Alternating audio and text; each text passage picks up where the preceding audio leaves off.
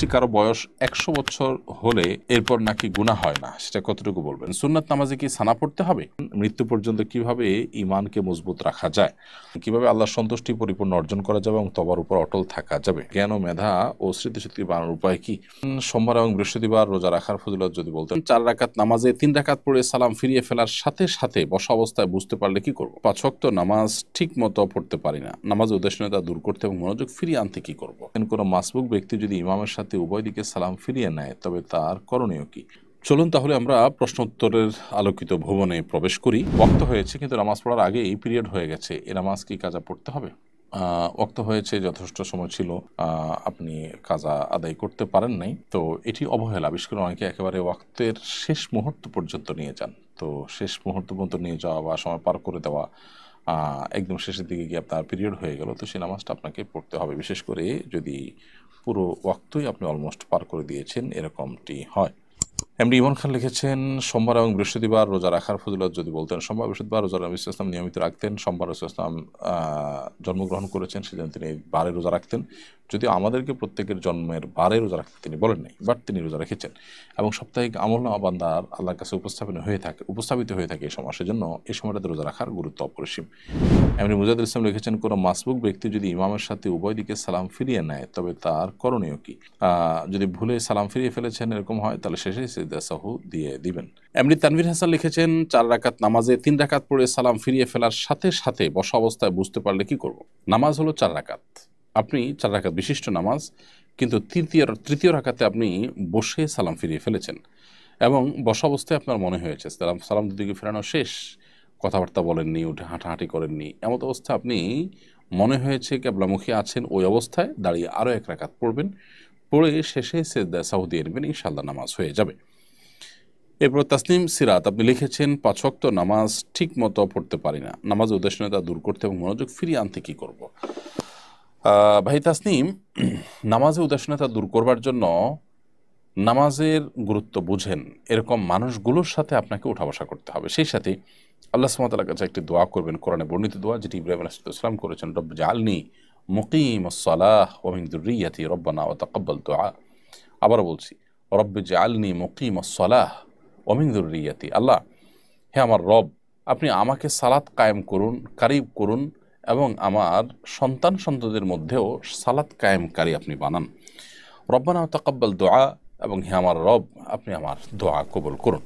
তো এইভাবে আল্লাহ সুবহানাহু ওয়া তাআলার কাছে বেশি বেশি করে আপনি সালাত কায়েমকারী যেন হতে পারেন তার জন্য দোয়া করবেন, সালাতকারীদের সাথে আপনি উঠা বসা করবেন, আর মনোযোগ সালাতের ধরে রাখার জন্য বিশেষভাবে লম্বা সময় নিয়ে, দীর্ঘ সময় নিয়ে যত আস্তে আস্তে নামাজ পড়বেন তত বেশি নামাজে মনোযোগ থাকবে ইনশাআল্লাহ তাআলা। আল রাফাত, আপনি লিখেছেন, সুন্নাত নামাজে কি সানা পড়তে হবে? হ্যাঁ ভাই আল রাফাত, সুন্নাত নামাজে কিন্তু আপনাকে সানা পড়তে হবে। সানা যেটি, এটি আসলে দোয়ায়ে ইস্তেফতাহ বা সালাত শুরু করার দোয়া। আপনি সালাত শুরু করছেন যেটা দিয়ে, আল্লাহর প্রশংসা দিয়ে শুরু করছে, এই জন্য সানা বলা হয় এটাকে। সানা মানে আল্লাহর প্রশংসা, আল্লাহর গুণকীর্তন। তো ফরজ শুধু নয়, ফরজ, ওয়াজিব, সুন্নত, নফল সমস্ত নামাজের শুরুতেই আপনি এই সানা তথা দোয়ায়ে ইস্তেফতাহ বা সালাত শুরু করার দোয়া এটি আপনি পড়বেন। তবে এক্ষেত্রে আমরা বলে রাখতে চাই, সালাত শুরু করার দোয়া বা দোয়া ইস্তেফতাহ এটা কিন্তু একটা বা নির্দিষ্ট ফিক্স কোনো দোয়া নয়। আমরা শুধুমাত্র একটা দোয়ার কথা জানি, যে সালাতের শুরুতে আমরা পড়ে থাকি, সুবহানাকা আল্লাহুম্মা ওয়া বিহামদিকা ওয়া তাবারাকা ইসমুকা ওয়া তাআলা জাদ্দুকা ওয়া লা ইলাহা গায়রুক। মাশাআল্লাহ, এটা খুবই অর্থবহ এবং আল্লাহর প্রশংসা প্রকাশ করে এমন একটি দোয়া। কিন্তু এর পাশাপাশি নবী সাল্লাল্লাহু আলাইহি ওয়াসাল্লাম আরও বিভিন্ন দোয়াও কিন্তু এই জায়গায় পাঠ করতেন। আল্লাহুম্মা বা'আদ বাইনি ওয়া বাইনা খাতায়ায়া কামা বা'আদতা বাইনাল মাশরিক ওয়াল মাগরিব। আরও বিভিন্ন দোয়া নবী সাল্লাল্লাহু আলাইহি ওয়াসাল্লাম পড়তেন, সেগুলো আমাদের শিখে রাখা দরকার। মাঝে মধ্যে আমরা চাইলে একাধিক ফরম্যাট হতে এক সময় পড়তে পারি।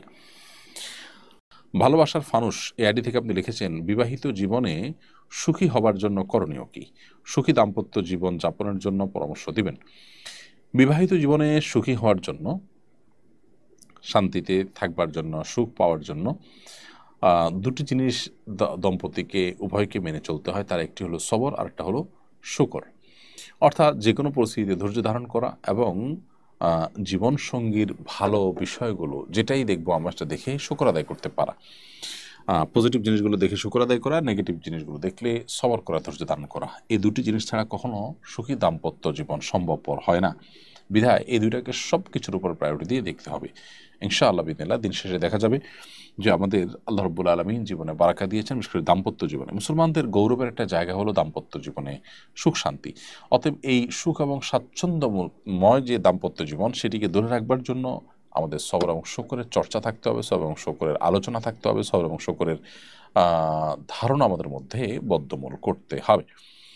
এছাড়া আলম খান লিখেছেন, মৃত্যু পর্যন্ত কিভাবে ইমানকে মজবুত রাখা যায়। মৃত্যু পর্যন্ত ইমানকে সুদৃঢ় রাখবার জন্য কোরআনে কারিমকে আঁকড়ে ধরার কোনো বিকল্প নেই। আল্লাহর আয়াতগুলোকে পড়া, বোঝা, উপলব্ধি করা, পুনর্পাঠ করা এবং আঁকড়ে ধরা, এটা হলো ইমানকে দৃঢ়ভাবে আঁকড়ে ধরার জন্য অন্যতম উপায় এবং মাধ্যম। এমনি জুবায়ের হোসেন আপনি লিখেছেন, কীভাবে আল্লাহর সন্তুষ্টি পরিপূর্ণ অর্জন করা যাবে এবং তবার উপর অটল থাকা যাবে। আল্লাহর সন্তুষ্টি অর্জন করার জন্য সকল গুনাহ এবং পাপ বর্জন করা, আল্লাহর সমস্ত আদেশ নীতিগুলো মেনে চলা, এটাই হলো এর একমাত্র উপায়। এর পাশাপাশি তবার উপর অটল থাকার জন্য গুনাহের পরিবেশ থেকে সরে আসা জরুরি। আল্লাহ সুবহানাহু ওয়া তাআলার কাছে দোয়া করা খুব বেশি জরুরি, অনবরত দোয়া করা, চোখের পানি ফেলতে থাকার জন্য আল্লাহ তাআলা তবার উপর অটল অবিচল থাকার তৌফিক দান করেন। এরপর প্রশ্ন করেছেন নাজরুল ইসলাম শান্ত, আপনি লিখেছেন, কোনো খাবারে অ্যালকোহলের ফ্লেভার মেশানো হলে সে খাবার খাওয়া যায় হবে কিনা।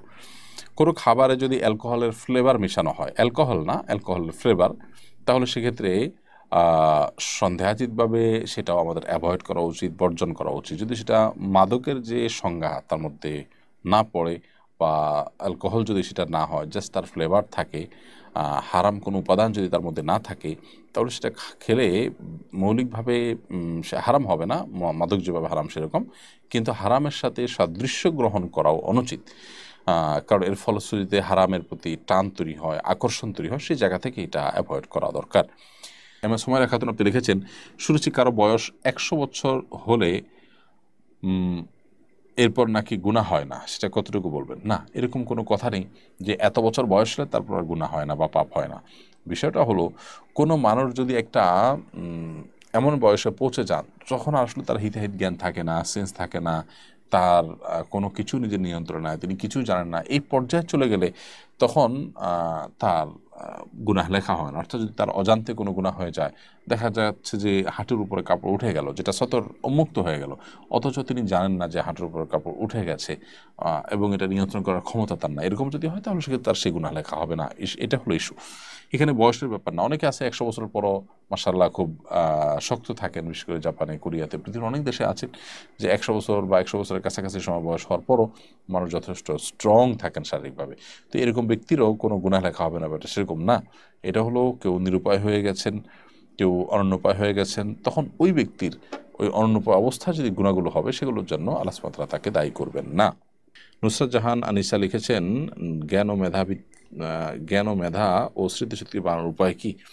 অনেকগুলো টিপস আছে, সোশ্যাল মিডিয়া দেখতে পারেন। আমরা অনুষ্ঠানের শেষ দিকে আছি। আব্দুল্লাহ মাহমুদ লিখেছেন, বিয়ের ব্যাপারে নিজের পছন্দ আর মায়ের পছন্দ কোনটা বেছে নিব, সমন্বয় করতে পারলে ভালো হয়। যদি মা অযৌক্তিক কোনো দিক এর কারণে তিনি পছন্দ করে থাকেন, তাহলে সেক্ষেত্রে তার পছন্দ অনুযায়ী বিয়ে করতে আপনি বাধ্য নন শরীয়তে। প্রদর্শক দেখতে দেখতে আমরা অনুষ্ঠানের একেবারেই শেষ প্রান্তে চলে এসেছি। অনেকগুলো প্রশ্ন উত্তর দেওয়া হয়েছে, আর অনেকগুলো প্রশ্ন আপনাদের রয়ে গেছে। আজ পর্যন্তই। জাযাকুমুল্লাহ খাইর। আসসালামু আলাইকুম ওয়া রাহমাতুল্লাহি ওয়া বারাকাতুহু।